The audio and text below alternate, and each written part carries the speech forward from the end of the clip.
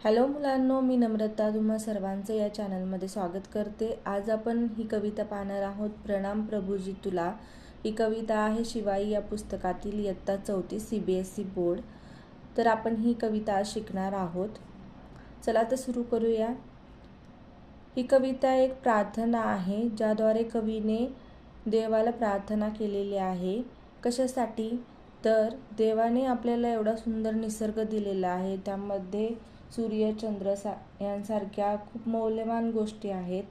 तसेच शेतकरी आहेत, जे आपल्यासाठी कष्ट करतात, अन्नधान्य पिकवतात, त्यांच्यासाठी आभार व्यक्त करण्यासाठी ही प्रार्थना केलेली आहे। तर आपण आज ही प्रार्थना शिकणार आहोत।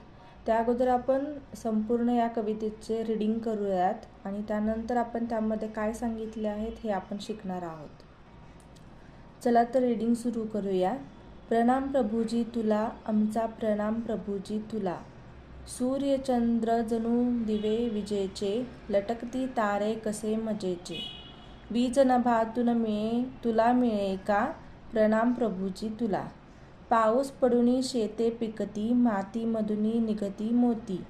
संभाळशी मुला फुलांना, प्रणाम प्रभुजी तुला। शक्ती बुद्धी आम्हा द्यावी, देश आमचा सुखात ठेवी। हेच मागणे तुला आमुचे, प्रणाम प्रभुजी तुला।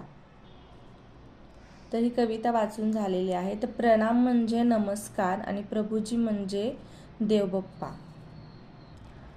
पहिला जो स्टांजा आहे त्यामध्ये कवीने सूर्य चंद्र यांना विजेचे दिवे म्हटले आहे। तर तारे आणि वीज यांच्यासाठी आश्चर्य व्यक्त केले आहे की हे तारे कसे लटकले आहेत आणि वीज देवबाप्पाला कशी मिळते, त्यासाठी आश्चर्य व्यक्त केले आहे। तर दुसऱ्या स्टांजामध्ये देवबाप्पाने शेतकऱ्यांचे आभार व्यक्त केले आहेत की पाऊस पडल्यामुळे शेती पिकली जाते, तर शेतामधून धान्य तयार होते आणि त्या धान्याला इथे कवीने मोती म्हटले आहे। आणि याच धान्यावरती अन्नधान्यावरती आपण या अन्नधान्यावरती आपले जीवन अवलंबून आहे। आणि तसेच देवबाप्पा मनुष्याला सांभाळतो, निसर्गाचे रक्षण करतो, त्यासाठी कवीने या प्रार्थनेद्वारे शेतकऱ्यांचे तसेच देवबाप्पाचे आभार मानलेले आहेत।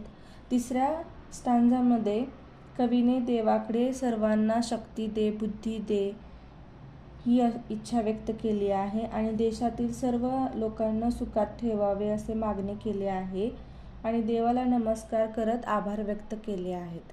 तर अशी ही कविता आहे, प्रणाम प्रभुजी तुला। तुम्हाला ही कविता आवडली का? जर हा व्हिडिओ आवडला असेल तर चॅनलला सबस्क्राईब करा, शेअर करा, लाईक करा आणि पुन्हा भेटूया आपण पुढचा चॅप्टर घेऊन येऊयात की जो आहे चिंटूने दिला आईला आराम। हा आपला पुढचा चॅप्टर आहे आणि आपण त्यावर व्हिडिओ बनवणार आहोत। तर त्यापूर्वी तुम्ही व्हिडिओला लाईक करा, चॅनलला सबस्क्राईब करा। आपण पुन्हा भेटूया पुढच्या व्हिडिओमध्ये। थँक्यू।